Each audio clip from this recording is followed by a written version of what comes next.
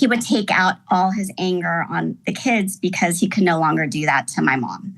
My mom left, didn't see her for 2 years. My dad kept us from her.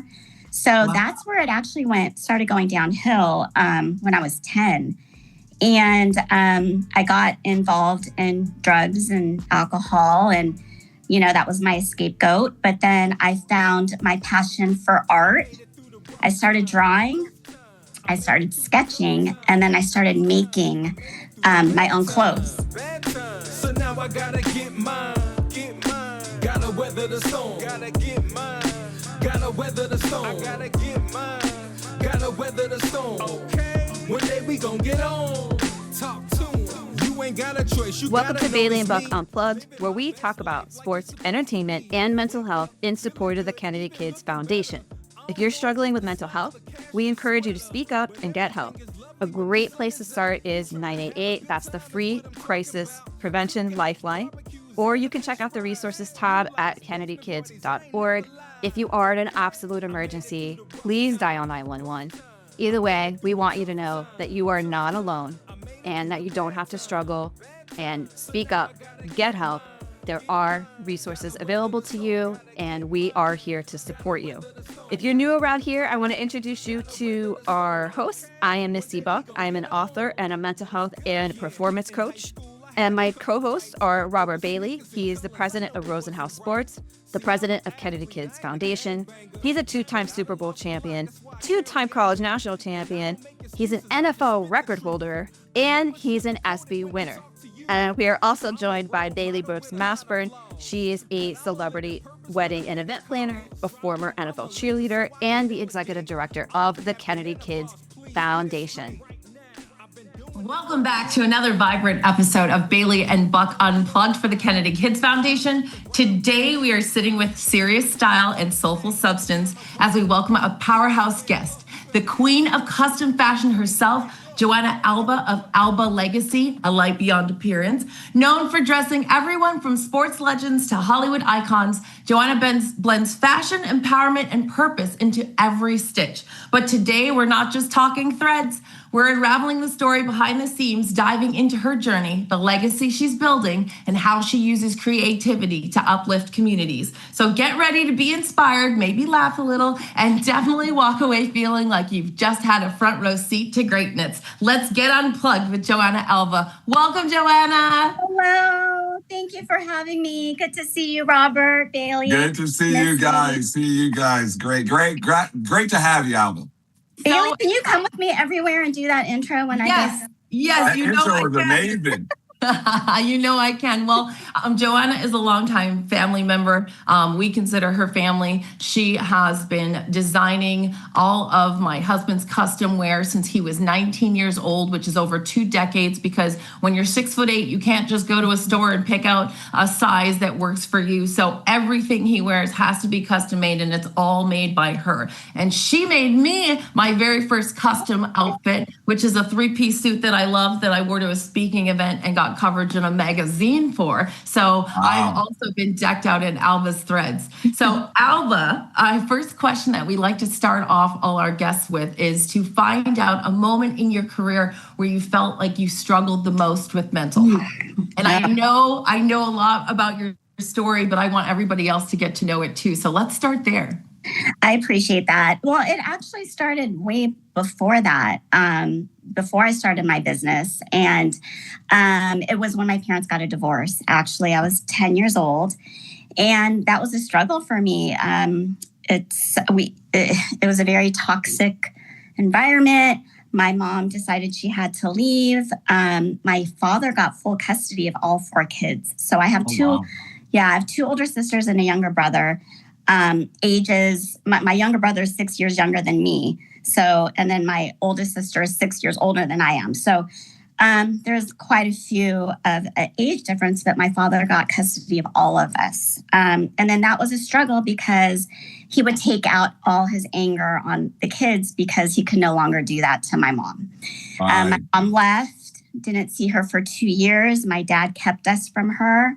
So that's where it actually started going downhill when I was 10.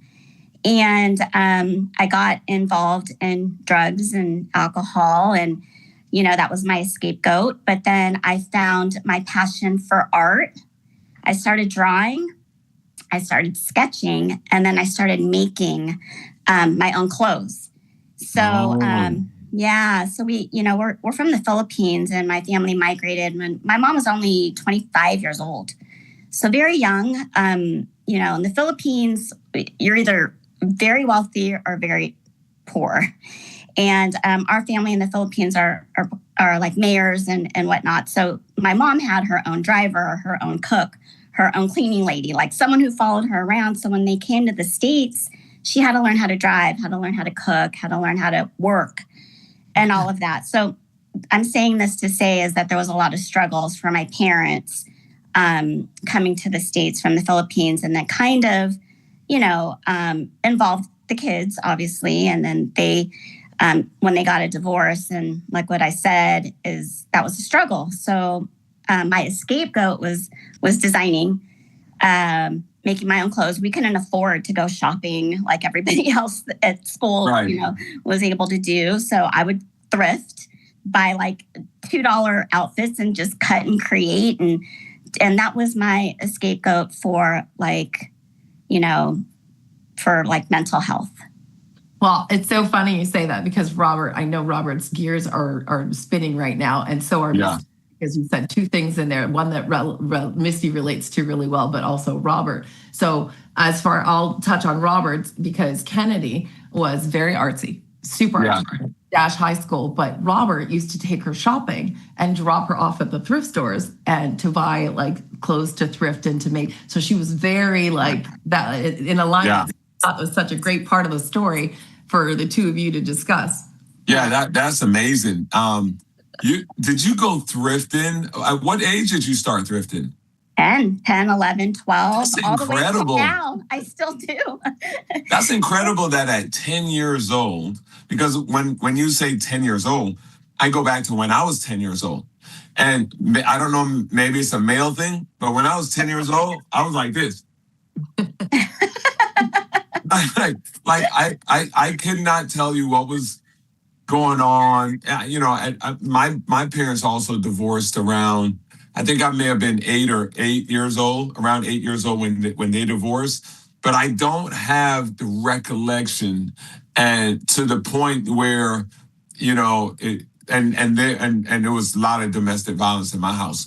But I remember the domestic violence, but I don't remember really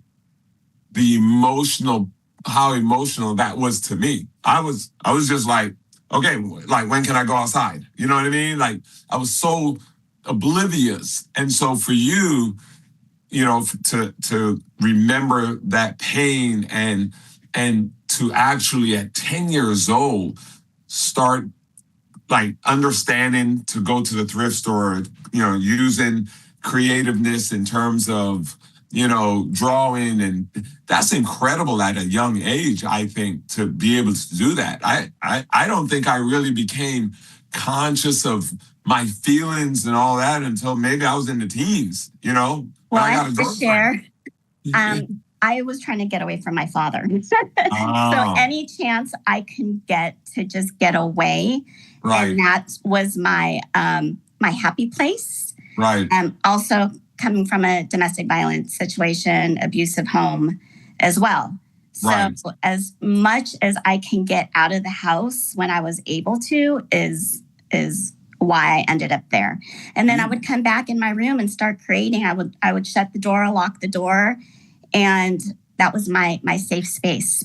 Did you and your siblings become closer because of this, or not really close at all? Okay, oddly enough.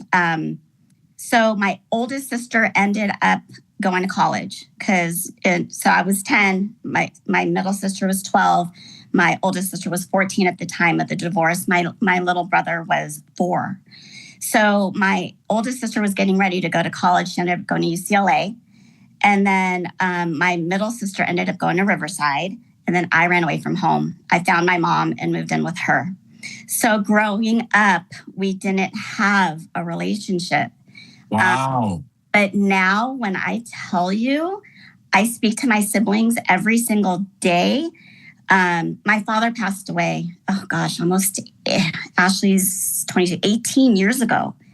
He passed away. And we've all become so close after the fact. What age did you run away from home? 13. So you missed your mom for 2 years. And then how did you connect with your mom back? Obviously, you were 10, 2 years, you're 12. So at some point you were communicating with her while you were still in your father's home. Yes. So back in the day, we did not have cell phones. We didn't have beepers. We didn't have social media. We didn't have any of that. We had a phone with the little, Yeah, the cord. the cord. But I would sneak in and call my mom, and she would sneak in and bring us our Christmas presents, or meet us in the corner and bring us gifts and all these things. So we knew that she was there. It was just a very difficult situation because unfortunately my father made us write letters to the court saying that we don't want to see her, we hate her, and that she was abusive, but it was actually the opposite. But we were so afraid of my dad that we had to do everything that he said. And so that's why I didn't get to see her for 2 years. But then finally I got to the point where my dad was so abusive and I couldn't take it anymore. I ran away and I left with my mom. So I'd love for you to share, Alba, if you don't mind, the portion of where you got to where you started considering suicide as an option. Oh, it was all throughout, living with my father. And it was so sad because before the divorce, my father was my idol, he would do anything for us. And it was because my mom hurt him. My mom left him. So he took it out on us. And I just remember him saying, you remind me of her. You remind me of her. He got in a really bad car accident where he wasn't able to walk for 2 years or work for 2 years. He was on crutches. And I was still afraid of him because he was hitting me over the head with his crutches, and I'm I can't do this. I can't. So yeah, I stepped away, but it was wild. It wasn't until I was about 18, 19 years old. I always still kept in touch with my father. You just do. But it wasn't until I was in my mid-20s when I started my first company. And he used to go around telling everybody, I'm so proud of her. I'm so proud of her. But he never apologized. So that's where I had to learn forgiveness. Right. And when I started my business, I forgave my father. I wrote him a letter. I put it in his casket when he passed away, actually, just for closure for myself. He never read the letter. He never read it, but it was for me. And being able to just forgive him and know that I wasn't the problem. And then just doing research, so much research. It's biological, it's genetics. It's what did he go through that we don't know about? He comes from a family of 13. That was what I was going to ask you. Siblings, yeah. Yeah. I was going to ask, did you look into his family background and your grandparents? You know what I mean? Maybe he went through something and that was all he knew. Question of what happened in the past. Did you ever talk to your grandparents? Were they still alive? So they're not, but we witnessed it as kids. Right. The 13 siblings always fighting about who has the bigger house, who has the bigger car, who makes more money, just silly things that. Really? They were just so competitive about things. And but amazing. The kids, the cousins, we have 1,000 cousins. We are all so close. Until this day, we're all very close, and we all support each other in our businesses and our accomplishments and whatnot. But we're close. The cousins are close. We're not so close with the aunts and uncles. Right. We see them every now and then, but it's just a different relationship. Well, you guys are participating in that level of Did you at any point decide to get therapy? Have you thought about that? What's so wild? I just remember I didn't have time. I didn't have time to go to therapy because at 16, I started working at 13 years old. Oh, I was getting paid under the table, blowing up balloons at my best friend's family's balloon shop. And they were paying me under the table because I knew at 16, I wasn't going to be able to, everybody, their parents bought them cars right when they turned 16. Well, I knew my parents weren't going to do that. Right. So at 13, I started working and saving all my money. So then at 16, I bought a 240 SX, pulled up to the front of the school. Yeah, I bought this on my own. Wow. And, but yeah, I started working and that was also my scapegoat. I started working. I found a job. I went to summer school. So my senior year, I can do work experience and leave early because I hated school. I hated it, but I loved to work and I loved people.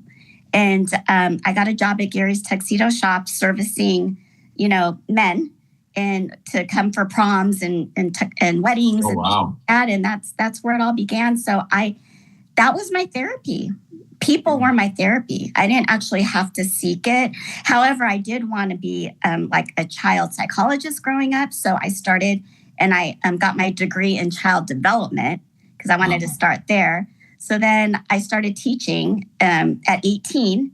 I would teach preschool and private kindergarten from 8:30 to 12:30 and then run over to Gary's Tuxedo Shop and work from 1 to 9 at the Northridge Mall. Wow. I didn't have time. Like that. All of that was my therapy. Well, you found a passion early, and we're all looking to find our passion. And then when we find our passion, we're all looking to find a way to have a living, make money within that passion, right? That's like right, guys, isn't that like the ultimate goal to have a passion, something you absolutely love, and then be able to make money from that passion? There's a lot of people that hate their jobs, but they're just doing it for the money. But you actually, at a very young age, found your passion and then started making money from that. And I think, as you said, that was your therapy. And for a lot of people, it's hard to have that because a lot of people don't work in an area that's their passion. Wait till you hear her tell you how she actually started her own business and company because someone else believed in her and like you gotta do it. So tell them that story, Alba. I'm over here like, So Gary's Tuxedo Shop, started working there at 16. And then I kept getting promoted. And then I ended up working at the Beverly Hills location, which ended up being like the largest and highest volume tuxedo shop in the country that I ran when I was like, now I'm like 18 years old. So timeline. I ended up so I'm thinking, Gary's is going to be my job. And I'm making $38,000 a year. I'm 18. I'm driving upgraded to a Honda Civic with anterior rims and like tinted windows. Like I was like so cool. And so then was there for the longest time. And then I did Holly Robinson Pete and Rodney Pete's wedding. And EJ, Magic Johnson's son, was the ring bearer. So Rodney got his custom suit from a company named Dion Scott back in the year. You might have known them, Robert. Yeah. So, and I was running the Beverly Hills Gary's Tuxedo Shop. So I did the rentals for the groomsmen and for EJ. So the owners of Dion Scott for almost 8 months kept coming into the Beverly Hills store and was like, we want to recruit you. Come work for us. Do the women's division and all of that. And I was like, no, I'm good. I'm making $38,000. I'm fine. I have insurance. And they're like, no, come. So, and like 8 months later, I'm going to Gary's Tuxedo Shop once a week. And then whining and dining me, take me out to dinner. And they're like, we want you to do our women's division. So I was like, what do I have to lose? Now I'm 22. Right. And I'm not married. I don't have any kids. And I sat down with Gary Brill, the owner of Gary's Tuxedo Shop. And he said, look, if you ever want to come back, you always have a home here. So I had nothing to lose. So I left. Oddly enough, Gary's Tuxedo Shop went out of business like almost 3 or 4 years later. I was like, oh my God, where am I going to go? But I didn't have to go back. Magic Johnson actually took me under his wings and helped me start my first business with a company that I used to own prior to Alba with my ex-husband. And he's just held my hand until now. He was my first client. When I left my last business, he bought 100 suits from me. Oh, wow. 100 suits. At that time, he was wearing 3 suits a day. Oh, wow. Yeah, he was meetings at 11 o'clock. And then he would go work at ESPN, and then he would do motivational speaking. And like, he's the hardest working man I've ever met. But he just guided me and supported me. Never wanted a discount because he said I would be taking away from your family. Oh, wow. I said, how do I ever repay you? And he said, by your success.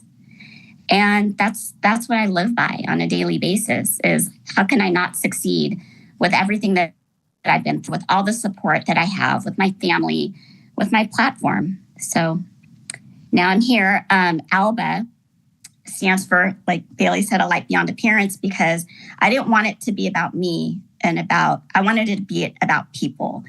And I wanted it to be about relationships. And so it's beyond, what I make them and their appearance. It's foundations. It's conversations like this. It's, we do a lot of empowering events. So it's almost like Alba is just a vehicle to get back to the community. Wow. That's an amazing story. Man, not many people get Magic Johnson to hit the power button on your career. That's amazing. And everyone knows everything he touches is success. So there's no surprise. I have to say though, like Alba is definitely the engine in there. Like he may have blessed it, but the way I heard of her when I was first introduced to Jamal and how he met her, she was literally standing in a lobby with tape around her neck, and she was attacking each player she saw herself. And he was like, basically, you got to measure me right here. And if you can get me a suit in 48 hours, you're hired. And she literally measured him in the lobby, because she didn't want to go back to the room because of his wife at the time. But in the lobby, she had to measure him, and she had the suit delivered, fit like a glove, was perfection. And he hasn't looked back since. It's amazing. That's absolutely amazing. Yeah. I want to go back because I've been thinking about your family situation. Number one, how's your mom doing? And did she ever get therapy? Like, how was your relationship? Talk a little bit about that, because my mom, she went through it. Yeah. My mother just turned 81 years old. Oh, wow. She runs my company. Wow. She is my momager, my bookkeeper, my production manager. She's the first one there, the last one to leave. I was actually in Europe in December for Christmas market, and my mom calls and was like, "Did you pay your property tax?" Right. Do you December 10th? Yeah. It was just.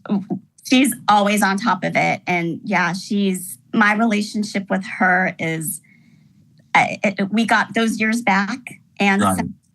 I get to speak to her every single day. I get to see her, whenever I want. I'm just so blessed that she's in my life. And she's my rock. That's amazing. We still butt heads a lot. And, Of course. Sorry, Mom, I'm so sorry. I still apologize to her till this day. I put her through hell. Right. Does your siblings get along with her also? Yes. That's amazing. We are also close. Actually, for her 80th birthday, we all went to Malaga, Spain, and Morocco for her 80th, 17 of us. So all the siblings and all the kids, all the grandkids, we were all together. Wow. That's amazing. It sounds like, like a rough time at the beginning, but at the end, it's like the fairy tale, Yeah. You guys got extremely close. And, how does she feel about her her husband in terms of what he did to you guys. Has she ever talked to you guys about that? No. You guys don't really talk about him? No, we don't. I just feel like we all went through our own situation with him. Right. We all have our own story with him. Unfortunately, it's not a topic that we discuss. Right. We just want to remember the good times because he wasn't a bad man. He was just, they hurt people, and we just happened to be there. He was a great man. Yeah. And that's why I named my company, it's his last name. I want to keep his legacy alive. He just didn't know any better. Right. There's a term they say good, sometimes good people do bad things. Yeah.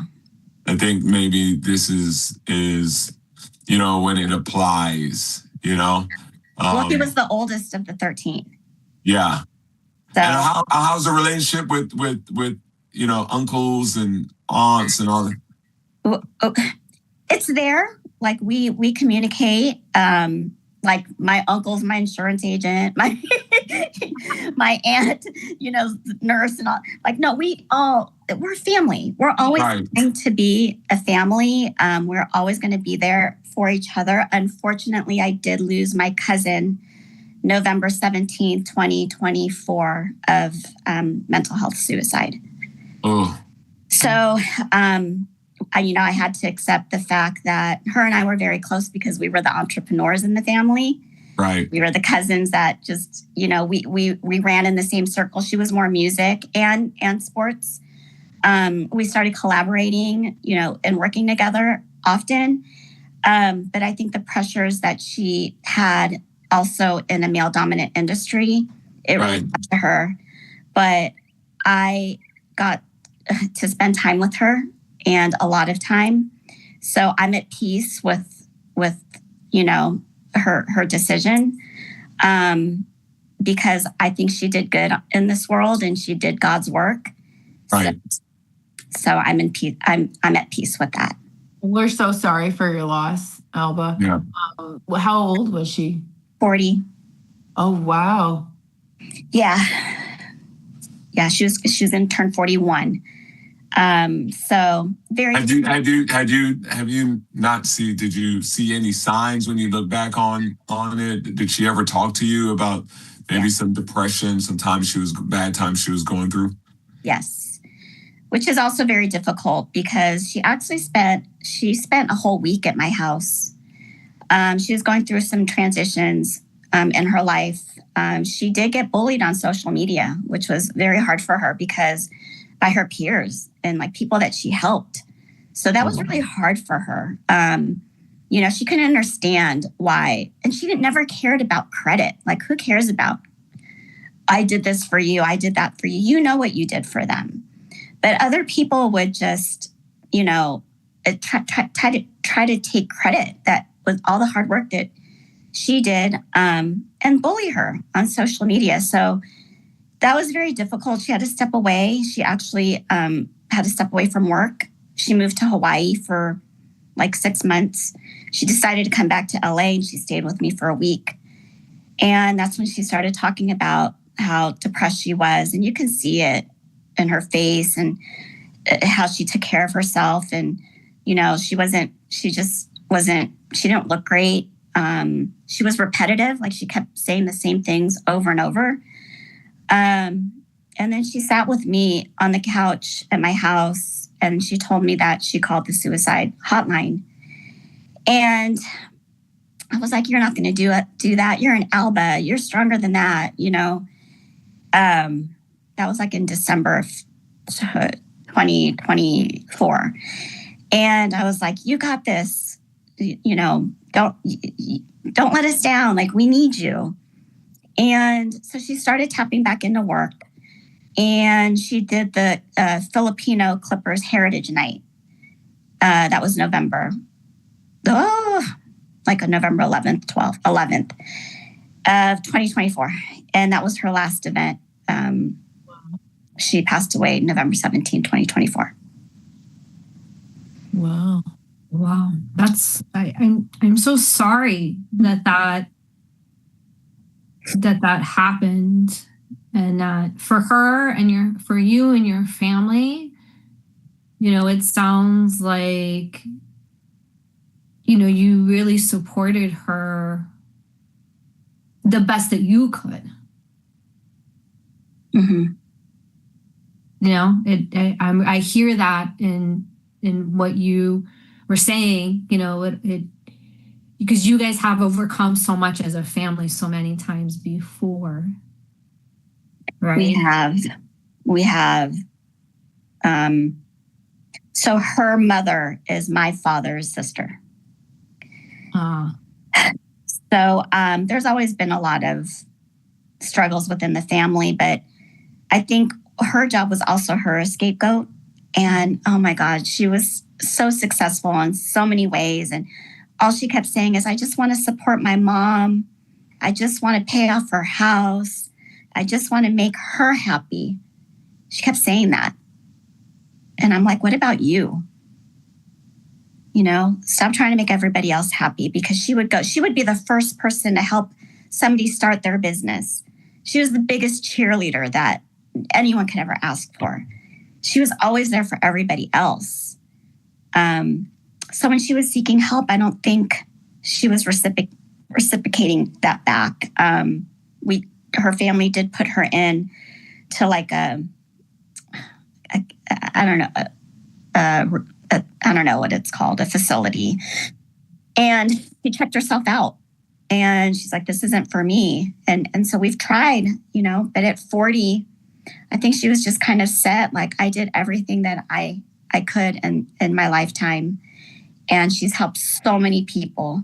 And like I said earlier, she did God's work. So I think she was tired. It's exhausting. Mm-hmm. It is really, really exhausting. And so I think I love the words that you're using, by the way, because sometimes people can be so like judgy when someone makes a decision like that. And I'm noticing a theme throughout every story you've told so far, and that is your compassion and your ability to find peace and forgiveness and kind of in accepting things, and finding a way to accept things as they are, right? Without letting it sort of define who you are in terms of, like you said, hurt people. Okay, I'm going to take that information and I'm going to use it in my life like this. And so I think it's so sad that this was your cousin's choice. But it sounds like you have found some sense of, this seems like it was the right decision for her. And that's how, what I'm hearing, I could be wrong, so you can elaborate on that, is how you're able to sort of accept that she's no longer here and the choices that she made.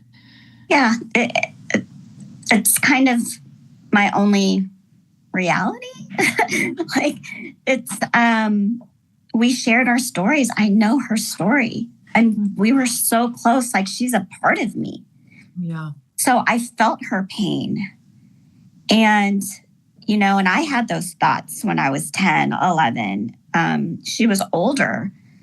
I know her journey.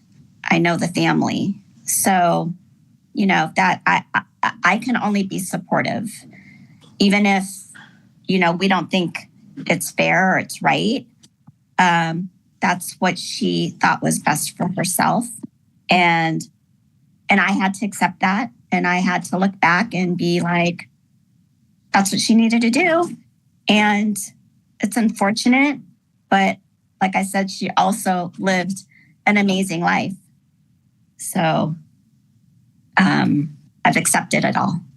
It's a very different experience for me hearing you tell the story about her as well. And then this level of acceptance as well, because again, like, age does play a factor. Like, she is 40, and then looking back at like our dear Kennedy, she's only 16. So it's like, there's so many things that she didn't know, that she didn't have a chance to experience, that she thought what she was going through in the moment was the worst thing that she could have ever experienced after this boy broke up with her and Oh, jeez. yeah, that's sorry. I have to shut this door. So sorry.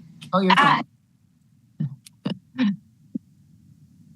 And like how that plays out for someone, at 40 versus at 16, like in hearing, the survivor, friend, cousin, relative, family member, like, because you have a really good insight and perspective into it because you have the history versus like if my friend decided to do that and I never lived with that person and don't know their family, but knowing Kennedy since she was very young, and the house that she grew up in and the family that she had, especially Robert's her father, like, and I'm very good friends with her mother, like. It's just I've just never heard it from that perspective before, but I love what Missy was saying with like the acceptance of it and how you handled it.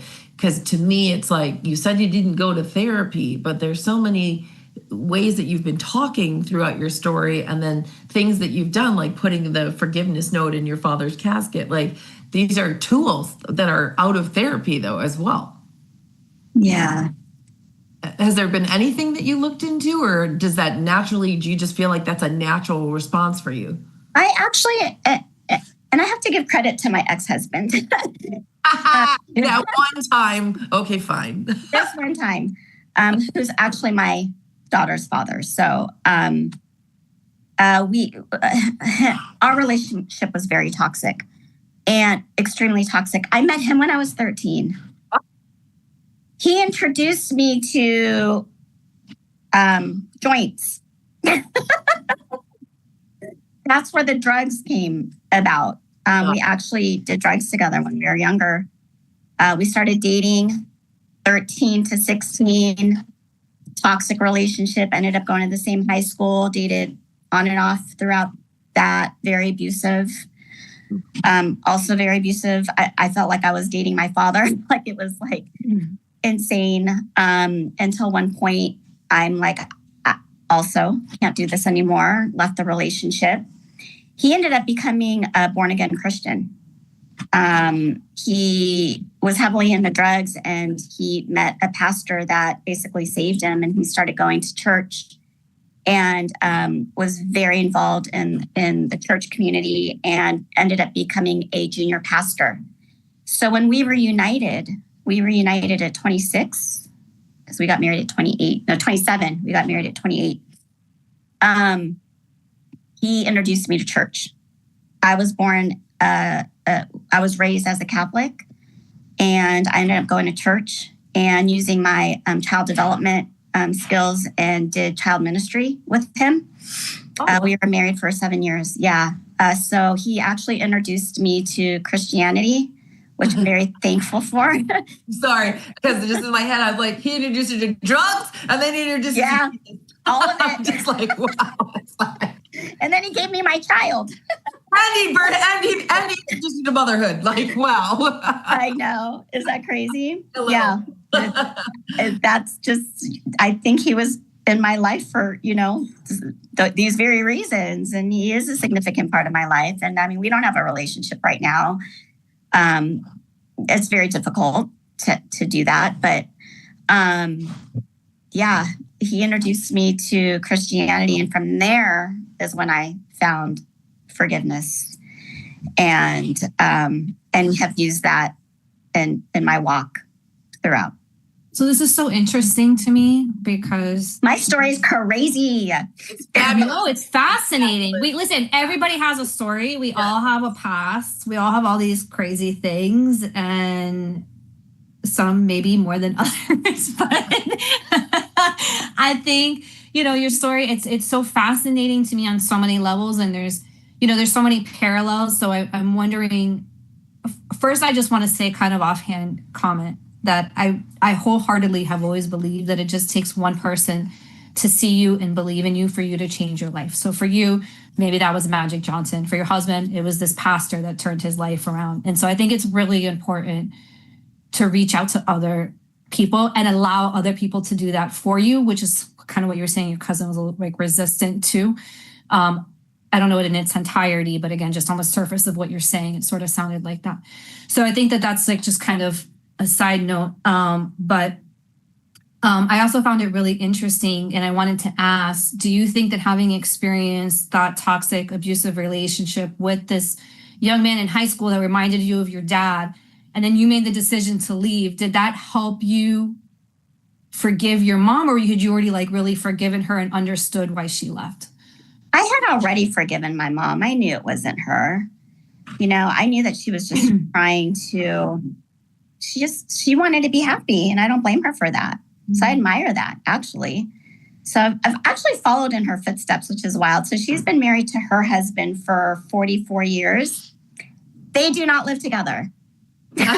No wonder you made it 15 years long distance. You have the perfect example.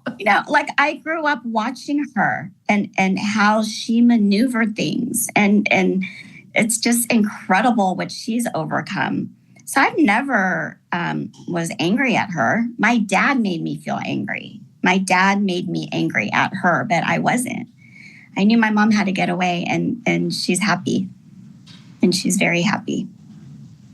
Yeah, well, she certainly sounds like a very, very strong figure in your life and in your family, right? That she's been able to really, despite everything working against her especially for those few years, hold her head up high, stay true to herself. And, and eventually you guys saw the reality of the situation. Right? And that's what it is. We've never spoke about it.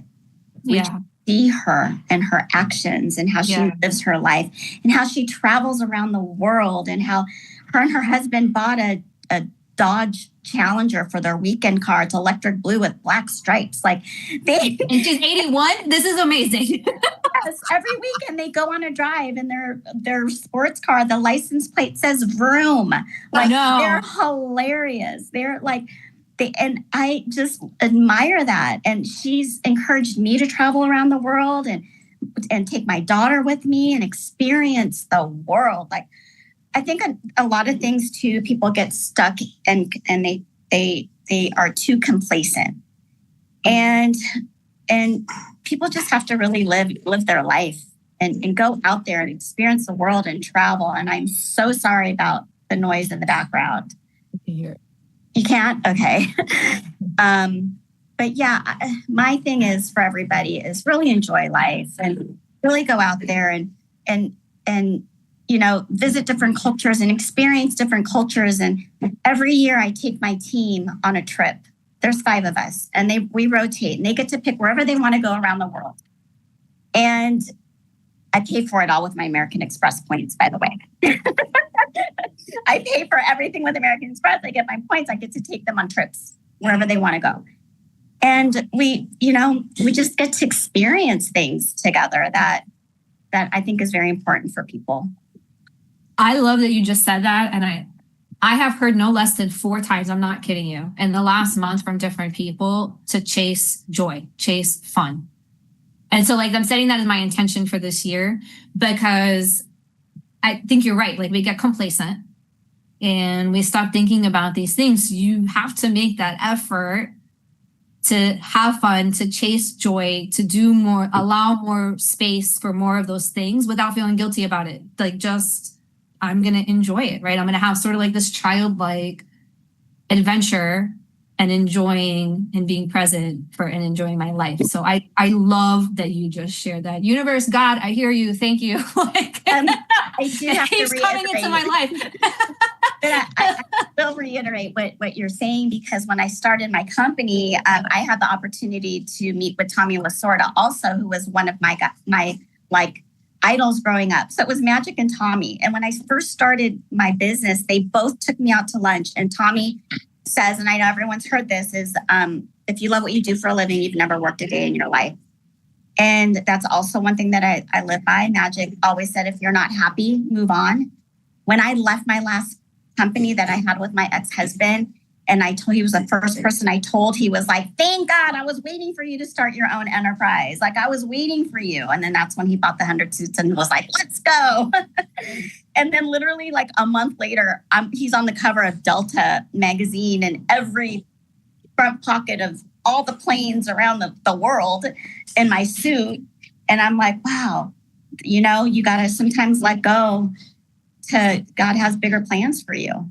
I totally thought that's a rock star move. Like every time I see a guy walking through a tunnel now like when they film them coming into the game, I'm like, that's an Alba Legacy. That's an Alba. I know it's an Alba. Like, it's so cool to see that happen for you. And I love that this practice of living in joy. Misty, I haven't announced it yet. I haven't gone Instagram official with my announcement, but this year I will be 50 on June 1. And my hashtag this year is #me2026. Because yes. So I very much, and Alba knows how much heavy lifting I really do. But I don't know how you do it. Girl, listen, yeah, but you know how heavy he can be sometimes. But anyway, so I literally have been like plotting out my golden premiere year, and every month I've got like some sort of super amazing thing that I want to do, that I've always wanted to do, that I've never done, and that I've planned the whole 12 months. And like I've incorporated like my daughter in March during her birthday, my mom in August during her birthday. Like I've incorporated other things I have to celebrate as well, but I'm celebrating the whole year because I don't want to just do this one party. And I really feel like I'm tired. Like I've been getting really tired lately because I constantly do for everyone else. Like when you were mentioning your cousin is the first one to sit down and help someone else set up their business. Like I can give you at least 10 people who have standing meetings with me over the last 2 years, at least 3 times a month, that I'm just coaching them on how their own business. And I don't charge people. Like I'm just like, I just love helping them. But after a while, like all this stuff, same way I took on Kennedy Kids Foundation. I was a volunteer executive director for 3 years because Robert needed the help. And I took on stuff for Jamal, and you just end up taking on so much, feeling like you have to be this superhero all the time, and that's what's going to give you joy. And it does to a certain extent, but then you take on so much that it's so heavy that you can't give any of it away. And so this year, 2025, I spent slowly dwindling down to just the 3 things I'd like to focus on that are work related, and so that this year I could be free to do my plan and enjoy turning 50, enjoy stepping into menopause, enjoy. Oh God, the worst. Have time to, but at least have time to fan myself. Girl, it's the worst. Yes, I know. But you said it the best. Like you didn't go to therapy to take care of your own self because you didn't have time. Yeah. But work for me a lot of times was therapy. Yeah. It's very therapeutic, like throwing yourself into something else and watching this project come to fruition and knowing how much I survived to get to the point where I'm at right now, but that I'm still thriving and still creating and still doing, instead of spending all this time in my present moment thinking about all the bad crap that happened to me in the past and allowing it to put the brakes on me to do anything more moving forward. Yeah. It's like taking that power back from all the people that have done you wrong and not allowing them to have a single iota of power or over the reins. And this is the year of the horse, and I am riding in like So that's crazy. I just did my vision board with my girlfriend on Saturday, and my number, I'm 54. 54 is your theme this year. But my number is 7. So when I Googled what 7 meant, it meant rest and pause. So my vision board is just as the number 7 and said rest and pause. I put it by my bed, something I'm gonna look at every day, because it's important to do that. You really, it's okay to say no. It's okay to let go. And it's okay to rest and pause. So I love that you narrowed it down, because most people do a vision board and there's so much stuff on it that's why I think that they don't accomplish 50% of what they put on the board. It's much. If you just do rest and pause, you accomplished a whole year of rest and pause. But it was so random because it started with like all these words, right?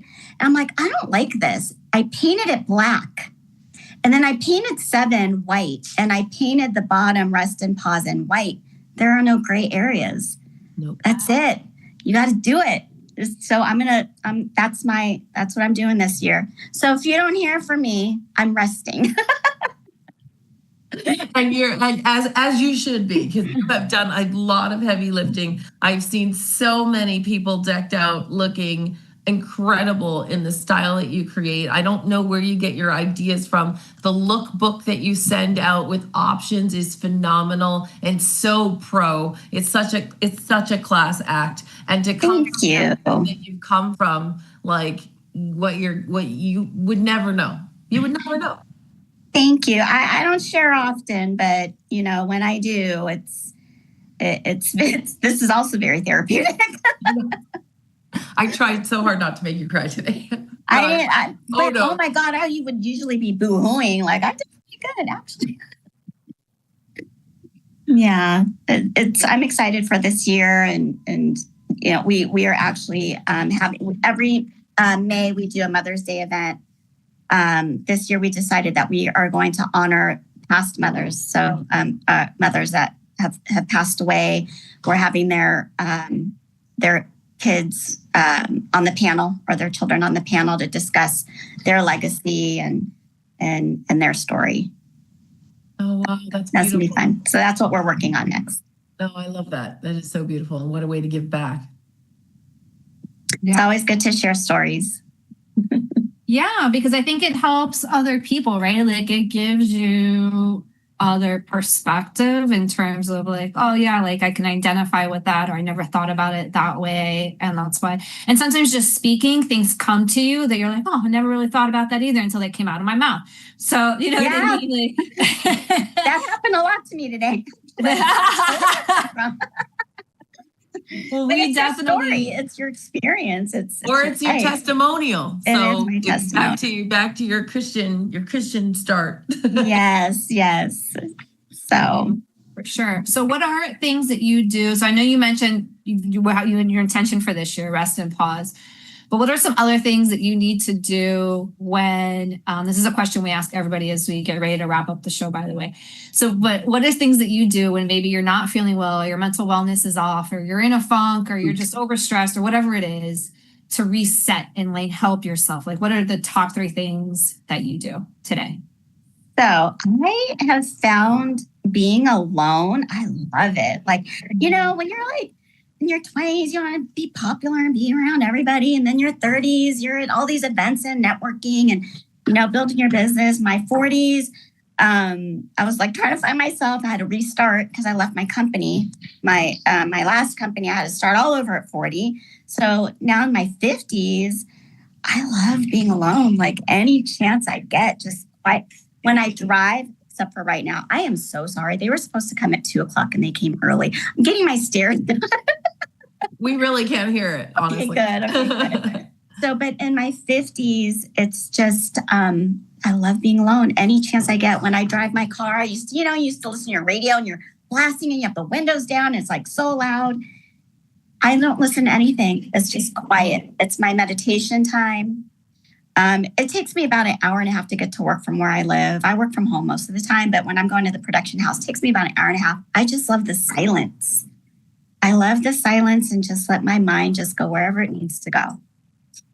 So and a massage every other week. Always massages. Super important. Work it out of the body as well, right? Not just for your mind, but work it out of the body. So yes. And you know what we have to do because of menopause is lift weights and lots of protein. I know. It's so hard to get into this routine because I'm not a workout person. And Me too. It's my whole house works out 7 days a week, and there's a gym, and I'm like the only one that's like, nope, not doing it. And now I'm like mandatory. I have to do it. It's kind of a must. I know. But you look beautiful. Thanks. It feels crappy, but oh well. It looks pretty. It's happy. It looks pretty. It's so true, Missy. Like, my knee hurts, my back hurts, my shoulder hurts. You get frozen shoulder in the menopause where you just like can't lift your arm up. Like, just weird crap just from out of nowhere happens. But they're saying that like women in menopause have to lift heavy because literally if you physically correct. Yeah, and because we get super weak, but if you make the muscle pull on the bone, it actually stimulates the production of not collagen, what's that bone, calcium in your body. And that's the only way to keep producing it at that age. If you don't have any muscle pulling on the bone, it won't produce the calcium. And then you get osteoporosis next. And that's a whole nother level. Like, so I'm not trying to go down that rabbit hole. Okay, I'm gonna just come to my house. We're gonna hold each other accountable. Yes. Well, get in that accountability group. I started a challenge yesterday. Yeah. Did you walk 10,000 steps today? Yes, exactly. Did you lift heavy? That's the one I need. Did you lift anything? Yeah. Bailey, come to my house and hold cash for, I'm telling everyone, just come hold him. My 2-year-old's like 35 pounds. He's huge. Just come hold him like once a week and you'll build your muscle up. I'm happy to. Let me know my window is 12 windows open on Wednesdays. Just come over. Okay, good to know. There you go. Just walk around with him. Yeah. Okay, I'm good. I did my lifting. I enjoyed speaking to you all. Yes, thank you. Such a blessing for me and to share me and my family's story. Like, I appreciate that. I appreciate you. I wish you've always been so amazing to me, Alba. Like, since, I came into the fold, like, you have been the most nicest and accommodating. And when you flew here to do Jamal's surprise birthday store my crazy idea that I set up. And you are so much fun. I miss you. I miss you too. You're so much fun. I'm going with your next wherever you go out of the country. I leave for Courchevel next Wednesday. So geez, Portugal. I love it there. Courchevel ski friends. But anyways, let's let Misty close this out. Go ahead, Misty. Yes. So tell us how people can reach you. Where can we see your fabulous work and connect with all the amazing things that you're doing when you're not resting? We're on Instagram at Alba Legacy. Oh, easy. Yeah, love it. Alba Legacy. Yes. I love the simplicity here, this thread of simplicity throughout this conversation. Less is more. Yes. Thank you. So as we close out, we want to also remind our viewers that support is available. If you are not doing well, we talked about some tough stuff today. There's lots of support available to you. Make that first phone call, get the help that you need. You can dial, of course, the 988 Crisis Prevention Suicide Hotline, which is free and confidential. If you're in an absolute emergency, don't hesitate to call 911. And if you're looking for more resources, check out KennedyKids.org. We have a lot of really amazing things on there to help you. Click that resources tab and get it's an array of all kinds of different things, no matter where you are in your life, that we're really proud to have that page up there. So check that out. And then, of course, just to remind you all, thank you for everything that you do. Again, KennedyKids.org. This show is support mental health conversations and really helping us help others with their mental health journey. So with that, I just wanted to say again, thank you to our guests. Thank you, Alba, for being just an incredible guest, for your time today. And we're just so grateful. So thank you. I appreciate you. Thank you too.